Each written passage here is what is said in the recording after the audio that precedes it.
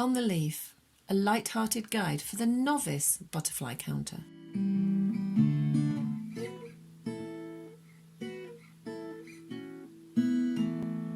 Hi, welcome to an update from On the Leaf. I'll be sharing the butterflies we have seen this week, how many and where. This week, on the transect, 17 butterflies last time, this week 12. Top butterflies, first place, the small white. Top moment of the week, a Red Admiral basks in the sun. It's been a cold week. A blustery wind blew on Monday. It was cold from Tuesday, but better by Friday. With so many butterflies about to emerge, did you know that, like human babies, a newly emerged butterfly has meconium in its body? The meconium, a waste product from the pupal stage, gets pumped in and out of its wings before the butterfly can fly. Some of the meconium will stay in the wings and make them stronger. We know that before they fly, a newly emerged butterfly has to dry out, like the green-veined white we saw hanging the other week. Then they have to wait for their body temperature to rise. Basking, or bathing in the sun, is very important if you're a butterfly. Being cold-blooded, they can't control their body temperature and have to wait until they are warm enough to fly, whether newly emerging or before their daily flight. It helps to explain why so few butterflies flew this week. But late on Tuesday afternoon on the common at 5:15, we saw this Red Admiral flying in a wide path filled with sun. The Admiral is nervous of our attention, flies off but returns and does this several times. What's he up to? After the blustery wind of Monday and the chill of today, he has his back turned to the sun as he settles. We think he's basking, absorbing the sun's warmth. But what if he's feeding? It's hard to see if he is, and we do know that the Red Admiral is only one of a few butterflies that will feed with wings both open and shut. Nettles are the most important food plant for the Red Admiral. In the days that hops were grown, and in decent numbers, its caterpillar would feed on them. The female lays her eggs, one at a time, on one leaf, in areas where there are generally large patches of nettles.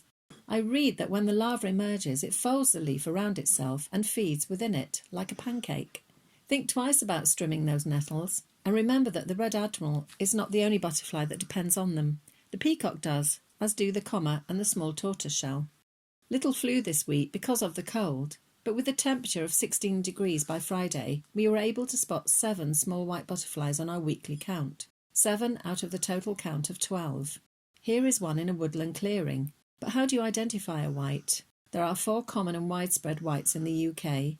The small, the large, green-veined and the orange tip. There are others, less common, like the cryptic white. But see these 4 flying from a distance, it can be impossible to say 100% which one is which, and size does not always help. The large white is usually larger than the small white, but it's not always the case, so you can't go by size. Markings can be a better guide, but then you do have to be up close or have a good pair of binoculars. Then you could see the green tint of the green-veined white, or the mottled underside of the female orange tip. The large white has black marks on its wingtips and along its outer edge. The small white's wingtips are grey. For me, the small white is a brilliant white and about the same size as an orange tip. See the grey markings on the tips of the small white here. Identification can also be down to character and the way an individual butterfly flies. This small white is more than happy for me to stand by its favourite food plant, the garlic mustard, as it tries to feed from the flower head. See how trusting it is. See how dainty she flies. The flower head of the garlic mustard, which sits on a long, thin stem, has 4 petals in the shape of a cross and is very delicate. It can't be easy to land on.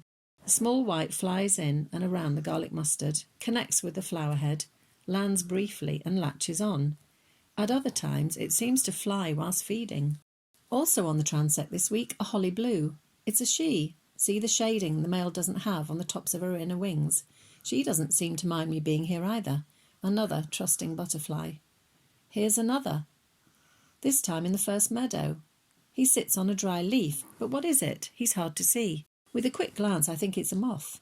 It's the dingy skipper, a butterfly we've seen in the neighbouring chalk pits a few weeks ago. I know it's a butterfly because the antennae are clubbed at the end. Moths' antennae are not.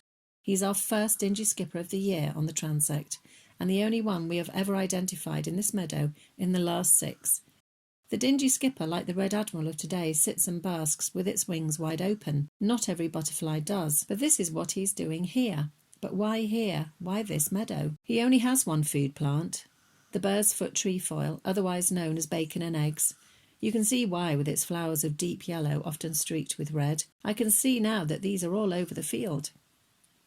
As for the hedgerows this week, they've fallen a little quiet in the cold wind and low temperatures. I haven't seen anything like the numbers of orange tip we saw in transit the week before. Did I even see one? And what about your garden?